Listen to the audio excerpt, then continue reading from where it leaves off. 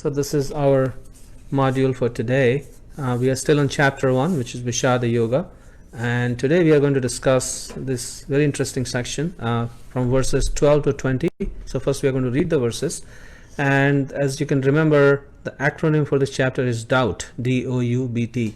So this section covers the second part of this acronym, which is O, or omen. So omens or signs. So we'll cover that. So let's go ahead and read the verses. We're going to share the verses so that way we can read along. Stop there. Okay. Can you guys see the Bhagavad-Gita verses, or are you still seeing the PowerPoint? Or seeing PowerPoint. Yeah, we're seeing the PowerPoint. Okay, so I'm going to switch back.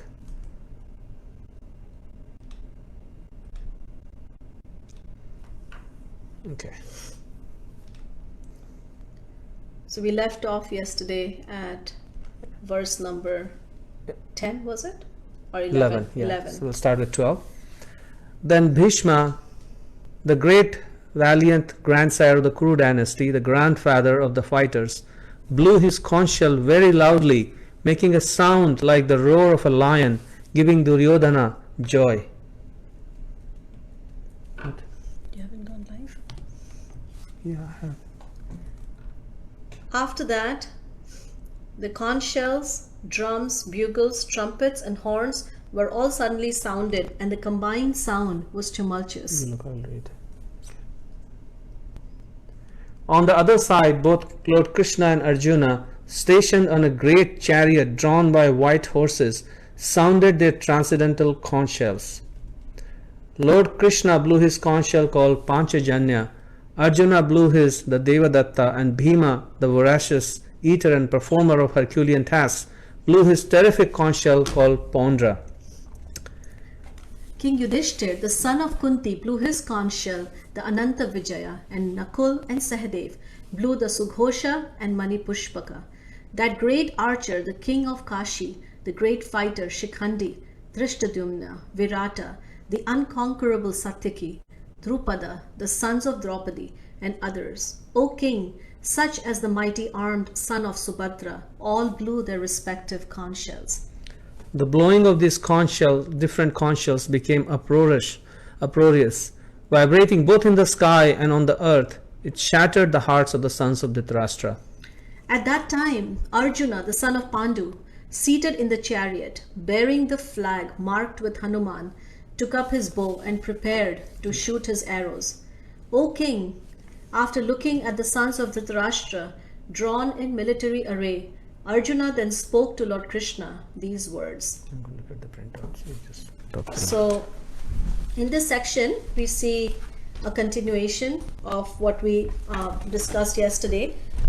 So as soon as, so we talked about how they're all measuring their armies, and now it's the time of, blowing the conch shell, and the blowing of the conch shell indicates, it's like an announcement, right? It's meant to create this sort of like, okay, it's about to begin. It's a significant thing, and it's also a very auspicious thing. The conch shell is considered to be very auspicious, and we're going to talk about. So what we decided to do with this section is break it up into 4 parts and bring out some of the key points. So what are those signs? And so whenever there is, when we want to embark on a project, there are some indicators of success. And so in this situation, the great acharyas or the teachers of bhakti, actually some subtle signs there which show that Arjuna is on the path of success and Duryodhana is actually going to meet with failure. And so those indicators, if we understand them a little bit more, what happens is that we can start applying them in our life and start thinking about them, that what are those indicators that can actually make us successful, and not just success in terms of material prosperity, but real success which is rooted in dharma. So we'll talk about that. Just give me 1 second. There is one participant that needs to be moved to the Hindi breakout room. Here, Anu Singh. No, they already joined. She says it's not joined. No?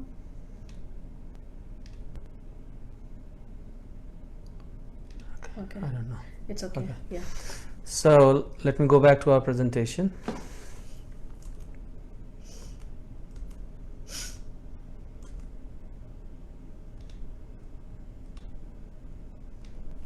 Okay.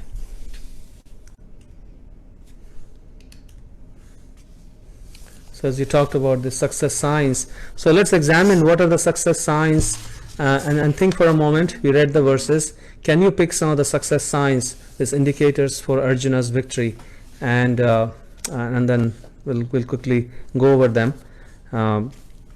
So the first sign that we can see, which indicates the victory for Arjuna and his side, is the very first word of the Bhagavad-Gita, which is, if you can recall, it says Dharma Kshetre. Dharma Kshetre literally means a place of dharma, or a place of righteousness, a place of spirituality. And this is what indicates, because this battle is being fought in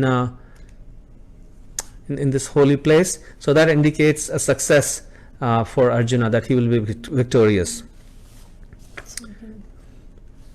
And then there are other symptoms of Arjuna's victory. So first we'll quickly go through them, and then we'll address each one of them individually.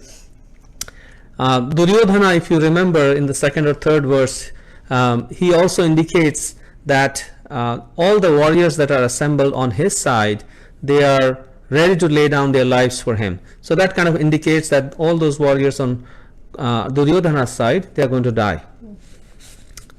And another success indicator for Arjuna is the blowing of conch shells. And you can see how this conch shell blowing is described in great detail, which we'll address tomorrow. But this conch shell blowing, conch shell means auspiciousness, and this indicates, because conch shell is a symptom or a symbol of Lord Vishnu, and it indicates success for the Pandavas as well. I was also thinking that as we are reading this, you can see that just a few verses back, you see Duryodhan's great confidence. It's like, our strength is, big, and we can definitely defeat them. But as soon as he hears the sound of those conch shells, the hearts of all the Kauravas, they're completely shattered. So that means that confidence was actually based on not very solid ground, right? So we can actually see that as we are reading. And then the other indicator that that is there, and we'll talk more in detail on that, is the flag. I don't know if you guys, when we were reading it, paid attention to that, but there is a flag that is mentioned, and that flag of Arjuna actually has Hanuman on it, and Hanuman is actually a great monkey devotee of Lord Ram, who actually accomplished great task for Lord Rama, and flew over Lanka and so on and so forth, which is depicted in this ancient epic called Ramayana. And so his being there, he is a great role model, and he is a great personality. So his being there on that flag indicates success for Arjuna as well. And the other indicator for success for Arjuna is it says Panchajanyam Rishikesho. This is another name for Krishna, is Rishikesh. Rishikesh means one who directs all the senses and the mind of his devotee. So because Arjuna is directed by this Rishikesh, so that indicates that he will be victorious and successful. And some of the other minor symptoms of Arjuna's victory is, as Arjuna's chariot was given by Agni, the fire god. His bow was given by, his bow and conch was actually given by Indra, who is the king of the demigods. So he had actually all the indicators of success on his side, and this is a great art actually, to be able to look for the signs of success or failure in this warrior's life, and more so in our own lives and in the lives of others, because there are signs that we can look for.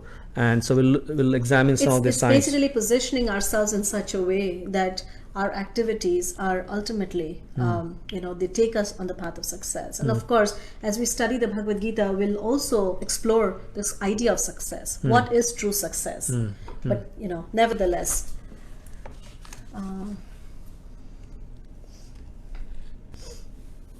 so the first thing, as we talked about, the first verse of the Bhagavad Gita talks about dharam kshetre. So the interesting word there is kshetra. So what is the meaning of the word kshetra? It means a field. So a field, and that word comes up again later in the Bhagavad Gita, that how actually this body is also a field of activity. And so also is the space in which we live and in which we execute our activities. So the space actually has a great impact on our consciousness. And in fact, there are many people now who talk about this whole process of decluttering and visual noise, right? Where, where people say that when you live in an environment where there's too much visual noise and where there's unnecessary stuff that we have collected over a period of time, then that actually reduces our ability to focus. Also clutters the frequency inside our space, and as a result it influences our body and mind in negative ways.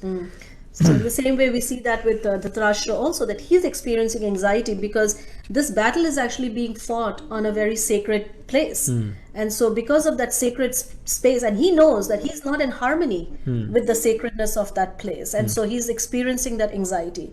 So for us, how does that translate, into, what can we apply, or how can we apply that principle, is to understand that our body is actually a sacred place.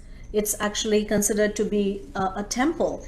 And it's very interesting that over the years, people from all traditions have actually gone to sacred places, and they have taken these long pilgrim walks, and they've gone. Why? Because the word for a sacred place in Sanskrit is tirtha, and tirtha literally means a bridge or a crossover.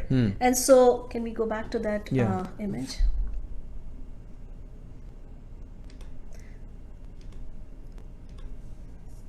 So as you can see, a bridge is something that connects one world to the other world. And so when we take these journeys, right, then we are able to connect in a deeper way. So sacred space, you can also think of it as a launching pad, or like a window into the spiritual realm. And although the tirtha or the sacred space is on this planet in our material realm, but it is not material. And by being present in this sacred space, we can actually get access to this other world. And that's the importance of these sacred spaces or sacred places or tirthas.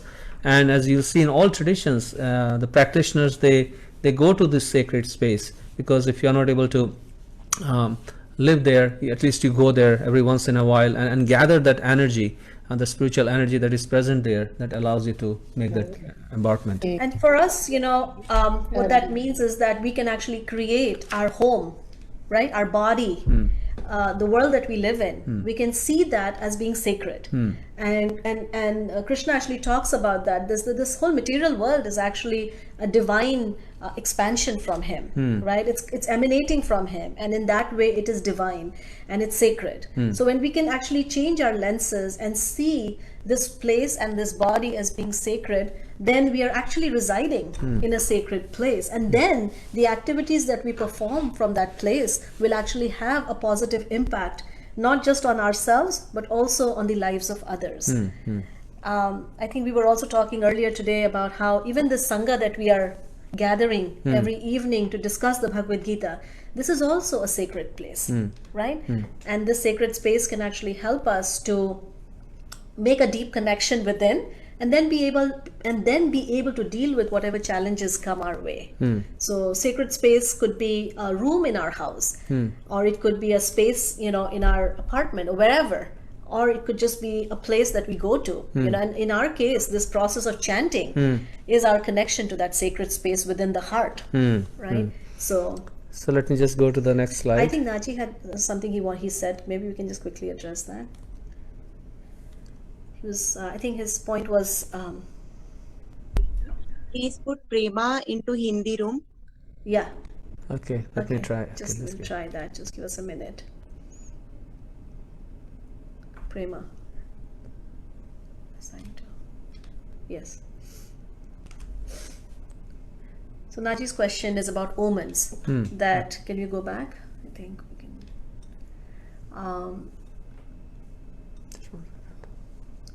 What is the practical significance of omens? Is it appropriate to abandon an endeavor because of bad omens at the beginning of the endeavor? Well, we can take the omens as an indicator and then modify and at least understand what it indicates, and not necessarily one has to abandon, but one can maybe do a course correction. If the omens they are really strong and they are persistent, then maybe the universe is trying to tell us something, and that is a topic that is we as we practice spiritual life, we learn to see the omens coming from all over the place, from others who are co-practitioners, from the scriptural texts, from our teachers. So the signs are given in great detail, and we, as we learn that science, then we can take corrective action in our lives. At the same time, it's not a superstition. Right. And a person who is walking on a spiritual path is not affected by many of the external factors, you know. So there is that part, but yes, like you rightly said, that, you know, taking into account, there are three things, and we'll talk more about this, that are they always act as a check and balance, which is Guru, Sadhu, and Shastra. We've talked about that. Guru means our spiritual teacher.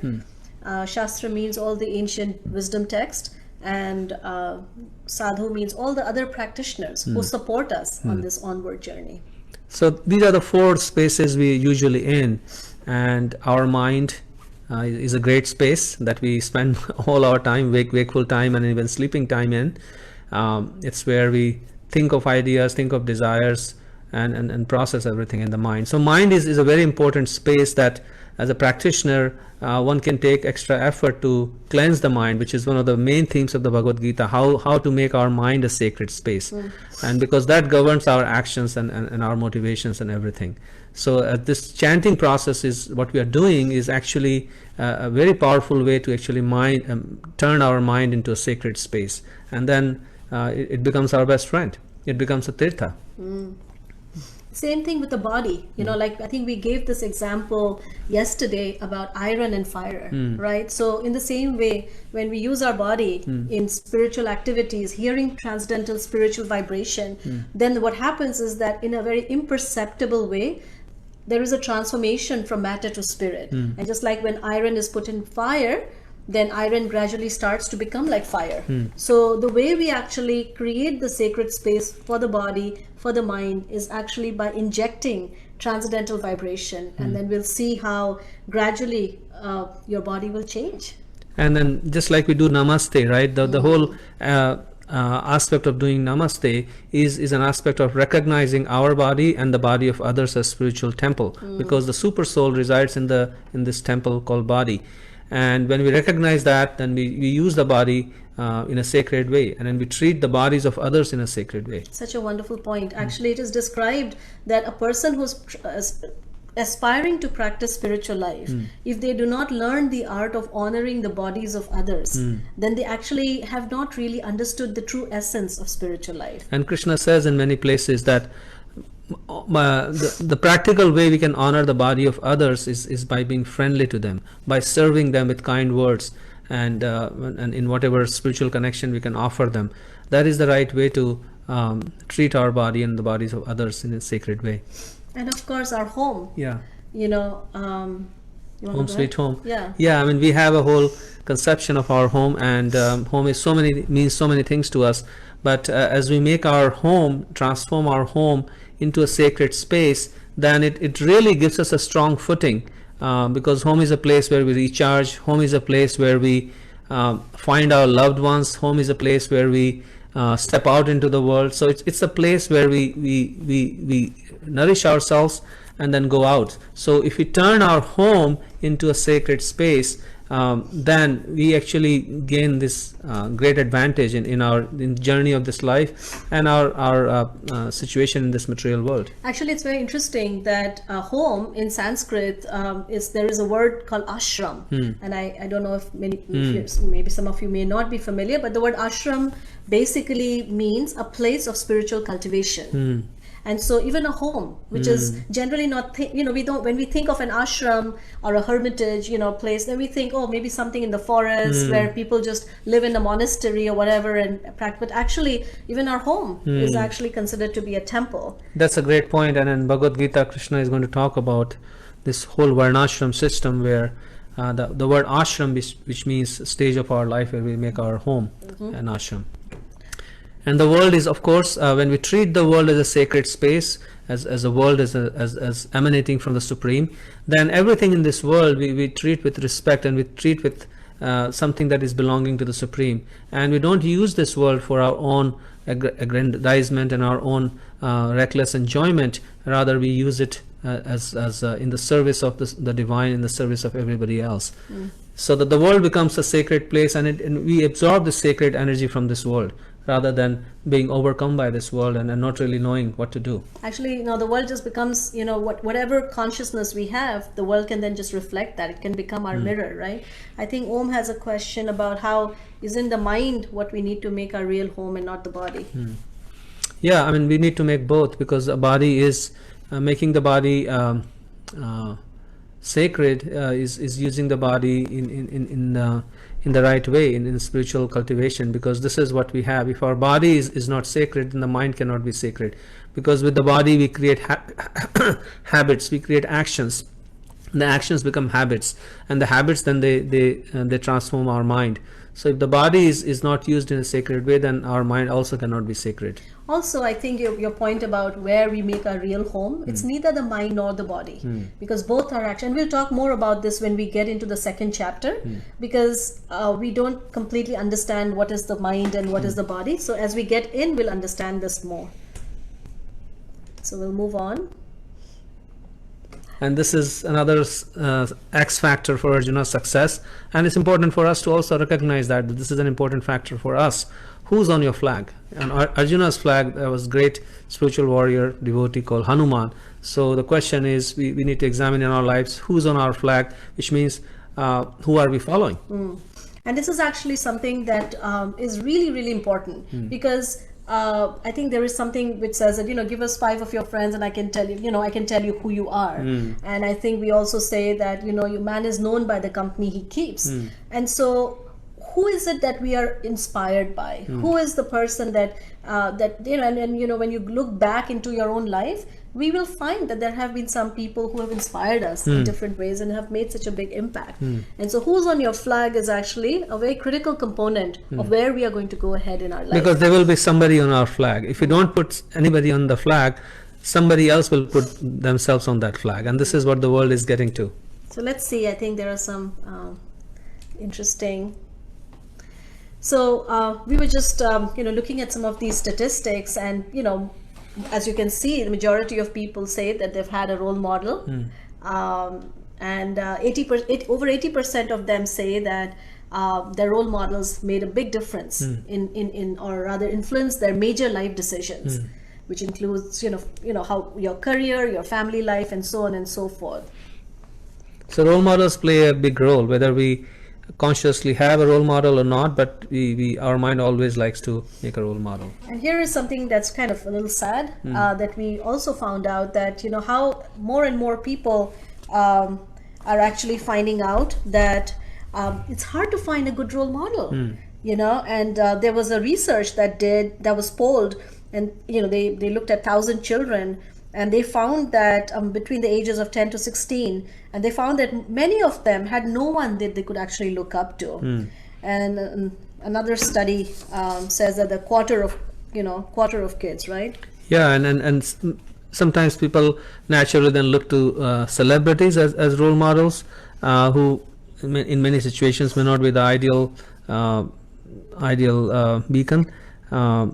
People turn to whatever as a role model. Google and different places, right? Yeah. I mean, because the need to find someone that one can follow is actually quite deep.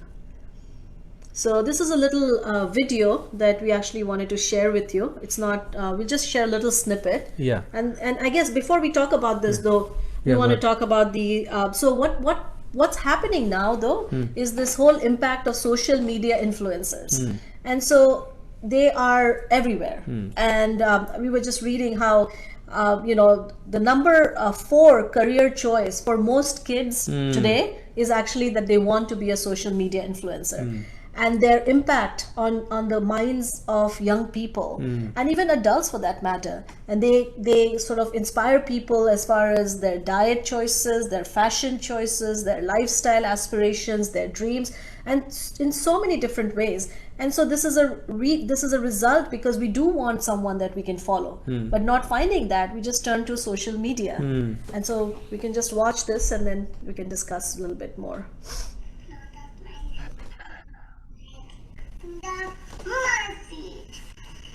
Do you guys know what an influencer is? Say, what's an influencer?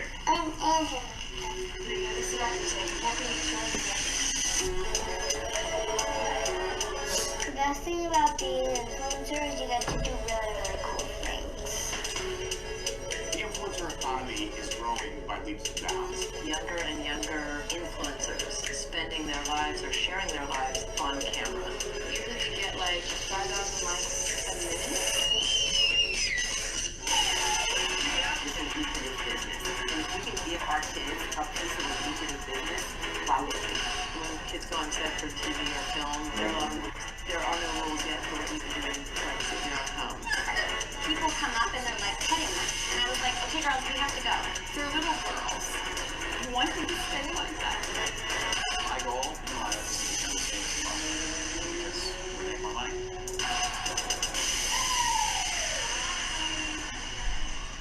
I think there's one line coming. There's one more line.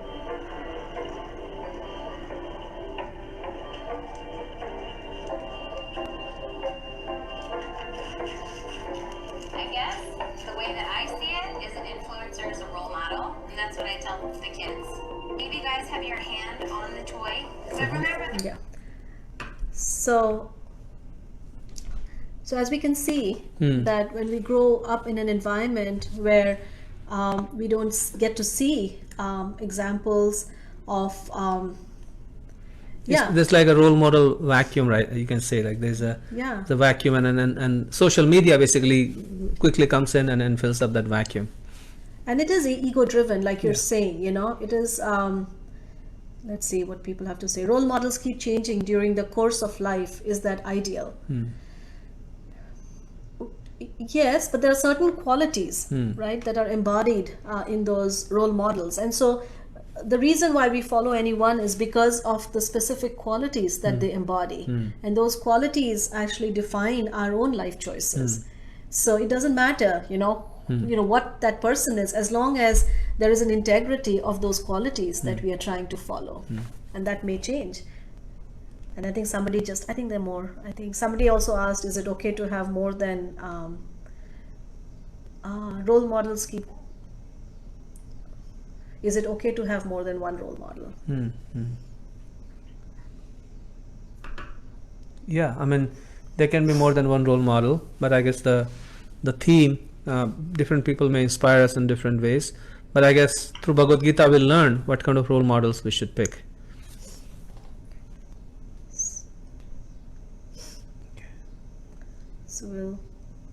So that's actually one of the reasons why Arjuna is as powerful as he is, because he has great examples, his own teacher, right, and all the other great personalities that he's inspired by. And what that does, it also sets a higher bar for us, right? So, okay, we'll continue. So we'll continue to our next slide. Okay, so there's another question. I don't know what's the Let's time. move on. Okay, Yeah, let's move on. okay. We'll come back to your questions in the end. Yeah. the camera. Oh, sorry about that. So this is the other success indicator of Arjuna, that he's on the side of dharma, he's on the side of righteousness. And so this is something that we can take from Arjuna's situation, that what side of the road we are on. And it's an important question to ask in every situation in our life, because in Sanskrit there is a saying, dharma rakshati rakshaka, that the path of dharma protects the one who protects dharma. So it's an important concept that sometimes it may be we may not see the immediate benefits of following dharma, but just by the fact that we are following dharma, it's going to come back and protect us. Yeah, and sometimes, like, I think many times we have had this question that I'm trying to be a person that always tries to do the right thing, but then I get exploited or I get walked over, right? And so sometimes there is a feeling like that. But the reality is that dharma itself is the greatest strength. And when a person is able to walk on that path, it creates a lot of auspiciousness, even though it may not appear so, right, immediately. And more than anything else, it gives us a very solid footing. Yeah. And we see that Duryodhana is not on the side of dharma. And so he's always afraid, and he's always on this very sort of unstable ground. While Arjuna, he's on the path of dharma. So even in his anxiety and lamentation, he's still on a solid footing. And then Arjuna is going to show by his example what is the right path of dharma, because initially you will see in the first chapter Arjuna is also not completely on the side of dharma, because that's why he gets these doubts, and he'll show by his example who to follow. So this is a really nice video that we wanted to share with you, and then we'll talk. James Dobson, Bhagavad-Gita. In the official magazine of the Naval Institute, Frank Cope reported on a very unusual encounter at sea. A battleship was coming in for maneuvers in heavy weather. Shortly after the sun went down, the lookout reported a light in the distance. So the captain had the signalman send a message. We're on a collision course. Advise you change your course 20 degrees. Minutes later, a signal came back. Advisable for you to change your course. Well, the captain angrily ordered that another signal be sent. I am a captain. Change course 20 degrees. Again came the reply. I'm a seaman second class. You gotta change your course. Furious by this point, the captain barked a final threat. I'm a battleship. Change your course. The signal came back. I'm the lighthouse. The captain changed his course. I don't care how big and powerful a person.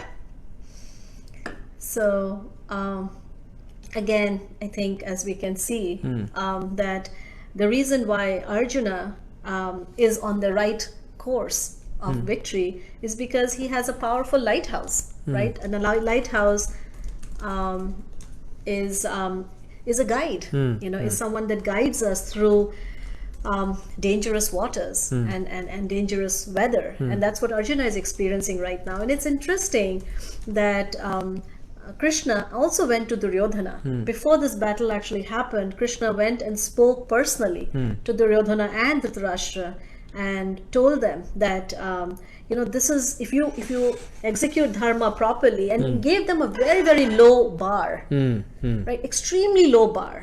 He said basically it doesn't matter if you don't want to give the kingdom, all the wrongs you have done, everything will be excused, but just give the Pandavas 5 villages. And Duryodhana's response was that I will not give the Pandava brothers even land that can be that can be there on the tip of a needle. And so he completely rejected any good guidance. And so we can see that what side means that we not just that we accept dharma, but we try to follow the guidance. That is. So in summary, just this section,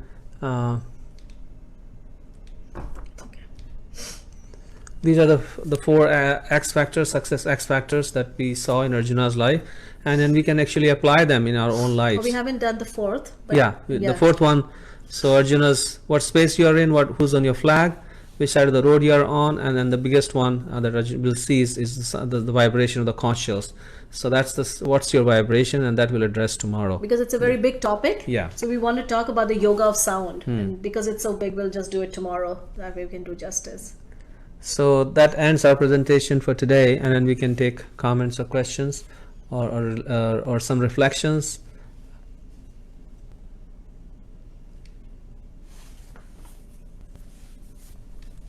I have a reflection Yeah, please go ahead. about omens. Yeah. The way I see them is as signposts. So they tell us what's coming if we keep going in that direction. And sometimes we can course correct, and sometimes I think we cannot. So sometimes it's an announcement of something that's unavoidable, but sometimes it's a warning.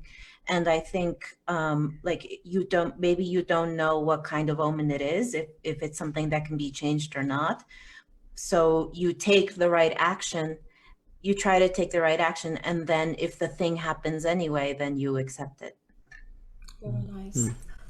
Thank you. It's a very good point, Yep. actually, that they can be both sides. That sometimes it's just a sign, and in fact, in our life, we are continuously getting so many signs. I think we talked about that earlier today as well. Yeah. That Yeah, the signs that there's nothing is permanent in this world, right? The universe is continuously sending us signs, this coronavirus thing, and how things change in a second. Things can change around in a second. So understanding these signs and not really investing too heavily in this place, which is temporary to begin with. That's one of the big signs that we continuously get. Our body sends us so many signs. there's a story like that. There was this man who met up with this god of death, and so he told him that, hey, I really don't want to die. So, right before I leave my body, can you just tell me? Like, can you just send me like some message that I'm about to die? And then, so he says, all right. So, days go on, he gets no message. So he's very happy, and, and then life goes on, and his hair starts to turn gray, and then his teeth starts to fall, and then he gets all these different symptoms of old age, and then becomes very sick, and then he dies, and then he meets him up, and he's very upset. He says, you betrayed me. He said, you were supposed to let me know that it's coming, And so the god of death was basically said, well, I did send you signs, your hair grew, your hair, became gray, and your teeth fell off, and things like that. So those were signs. So like you were saying, right, that some signs you can't really do anything. You just have to accept and do the best and try to change the consciousness. So, anybody else? Any reflection or question? Can you? Oh, could you please? He wants to join the. Okay. Yeah, could you please clarify the point? Who is in your flag? Yeah, basically, who is our role model? Who are we following in our life? So we have to be careful in choosing our role models, because even if you don't have a role model, somebody will vicariously or subconsciously become role models. So our mind is always, the nature of the mind is to follow. That is the nature of the mind. And if you don't have a conscious role model who's uplifting and who's going to guide us, then the mind will pick some role model according to its whims. Yeah. So my main takeaway for today is that I need to choose a role model who's like a lighthouse. Yeah. Someone that, and we need to know where we want to go. Yeah. Right. That's the main thing, that we have to have some understanding that do I want to stay in this world of matter and keep identifying myself, or do I want to finally recognized my eternal spiritual nature? And then people who are actually walking that path can definitely help us. So and Naji, your question about is there a way to approach Krishna directly? We are approaching Krishna directly through this chanting process. There is no in between when we are chanting Krishna's names. When we are praying to Krishna, we can pray to Krishna, we can ask him for guidance, and then you will see that Krishna will speak through many different ways to you. Actually, I was just thinking about that, that, all other mantras, it's always indirect, right? Like we say, Om Namo Bhagavate Vasudevaya. So it's sort of like I offer my respects, or I offer my, obeisances. But in Hare Krishna, it's in the vocative. That means we are directly calling out and directly saying, so it's a very personal, very, very direct connection. So it's a good that question. makes sense. Thank you. Yeah. And then Daryl, is it services or personality qualities that determine if a person is on the right side of righteousness? And what innate qualities do we all possess that are given to us by Krishna? Yeah, so being on the path of dharma is following the instructions of the divine, of the supreme. That is the real essence of dharma. As you will see, Arjuna, he's creating his own set of dharma, but that's not really satisfying him. So ultimately he realizes that the real dharma means our inner, what really sustains us, what is our real nature. And the real nature of the soul is to love and serve God. And Krishna has given us ample instructions in all the scriptures of the world how to love and serve him. Dharma is actually a word that means different things. Yeah. It can also, and Krishna will speak about that, it can also mean our material duties. Sometimes the word dharma is also used in a loose, like sort of a, in a way to also talk about that. But when we are talking about dharma, we mean the innate dharma of the spirit soul, and then aligning our material dharma to that innate dharma. Harmonizing the two dharmas. Harmonizing, and we'll talk about that. Yeah. That's coming up actually as a separate segment for us. So we'll talk more about dharma. Very nice question. All mantras start with Bij mantra Om. Why Hare Rama don't? Yeah, that's a good question. So in Om, the three components of Om is U, and Ma, and they represent the living entity, the Supreme Lord, and his energies, all his energies. So that's the meaning of Om. And in the Hare Krishna mantra, all three are actually present in a more explicit form. So the Hare Krishna mantra also defines or presents who are these the supreme and who is the supreme energy, and we are the speaker. So the speaker is kind of already present when we are calling somebody in this vocative way. Hey John. So when you are calling somebody like that, then you are also present in that calling. You are already implicitly present, although your name is not there, but you are implicitly present. So similarly in the Hare Krishna mantra, all three, the supreme, his divine energy, and the living entities as we are all present in this mantra. And it has many more different meanings, but we can talk more about that. It's also a difference of personal versus a little bit more distant. And this is again a very deep topic, but there are many different ways in which we can address that same absolute truth. There are countless ways. And so this Hare Krishna is a very personal and very intimate way. It's sort of like, you know, you have a buddy or a friend from school, right, and he knows you, he or she knows you by a certain name, and so it's just like this, you know. And then you say you're walking down in New York City, and you know, and then suddenly you hear somebody calling you by that name, and you go, who knows me by this name? Happens a lot, right? Like you go like, oh, nobody here knows me this name. So so this is how, you know, so the ancient Vedas, they have many names which are sort of like distant, reverential. There's a lot of like formality, you know, but in this mantra there is no formality. It is like Naji was asking, it's very direct and it's very personal. And so when we refer to that absolute truth using this name, he goes like, who knows me by this name? Oh gosh, there's so many questions. Very nice. If mind and body is in harmony, you can make home a dharma kshetra, which will in turn make your world blissful, which will help you uplift your spiritual journey. Very nice. Thank you, Paresh. Yeah. Reflection from last class. Sometimes on your spiritual life, it can seem like you're going wrong instead of making progress. I'm trying to make ghee, but all I'm getting are impurities. The recipe doesn't work. Very nice. Yes. And I think also connects with your question earlier that it is a process. And it is, but the thing is that the journey itself, it's not, you know, like you have to get to the end and then you get perfection. The journey itself is the perfection. And you will see this, Delia, your point is very well taken, and we'll see in the next section Arjuna is going to demonstrate that. He's going to ask, because Krishna is a chariot driver, so once we choose Krishna as a chariot driver, then he will take us he'll make us face to face with our deepest weaknesses, and so that's going to come up. That's the process of making ghee. So the process works because before we clean the room, it becomes more dirty when we start cleaning it. And I think in order not to miss the signs, our awareness must be there. Otherwise, we may miss those signs. In order to be aware, our mind and body space shall be pure. In this way, these 2 points are interdependent. Very nice, Vishal and Amritvani. Excellent point. Florencia. I guess we tend to look for signs that will reveal outcomes to us when really signs are present to show us if we are in the right place or not, if that makes sense. Such a beautiful point, Florencia. Love that point. Yes, they're really meant to, and we'll feel it. When we are not in the right place, then we experience an unease, right? And when we are in the right place, then we feel very confident, you know, walking along. And that's why we keep doing this mantra meditation a habit. That's a great point, Christian, that sometimes when the tests come and the things seem like, okay, we are going in the wrong direction, but it's basically to unearth both our unwanted things and also our spiritual nature. the process of bhakti or the process of spiritual purification is like gold. Yeah. You know, like purifying gold. It gets put in fire.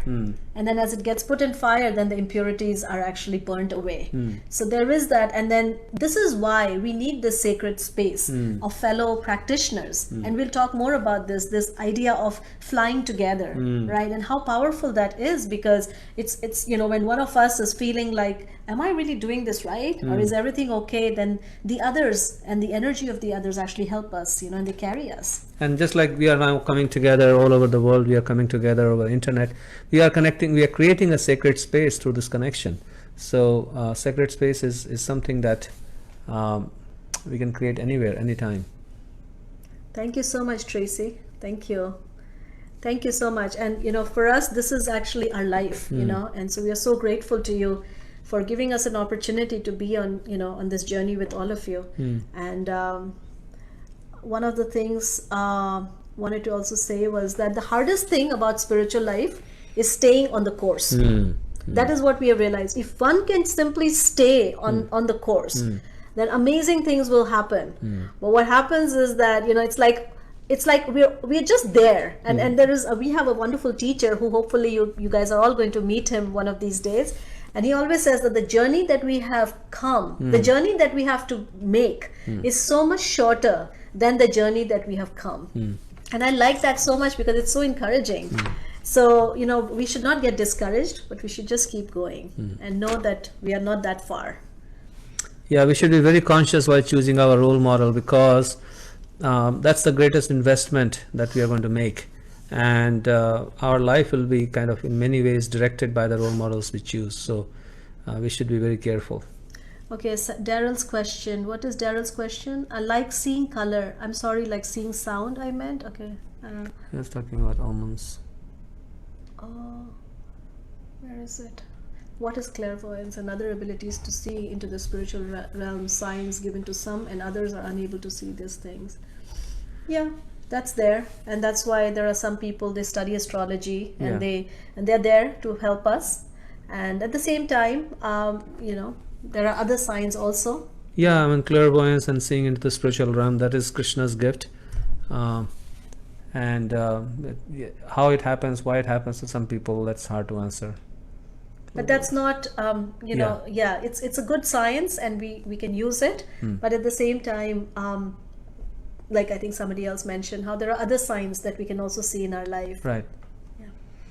All right, so there's so many more questions. So we'll take some of these questions tomorrow. Yeah. And we'll continue. So tomorrow we're going to talk about the yoga of sound. And we are both personally very excited about that because it's one of our favorite topics. So thank you all for your participation and coming together. I know it's hard to come every day for an hour, but we are grateful that you are creating this sacred space for us, for everybody, and rest assured this vibration and this investment that you're putting in your spiritual journey by staying on the path of dharma is going to be very fruitful and very I completely agree. And actually, exciting. You know, each one of us is helping the other at this point. Yeah. Because going through this situation right now and just talking to so many people, it's been a very difficult 4-5 months.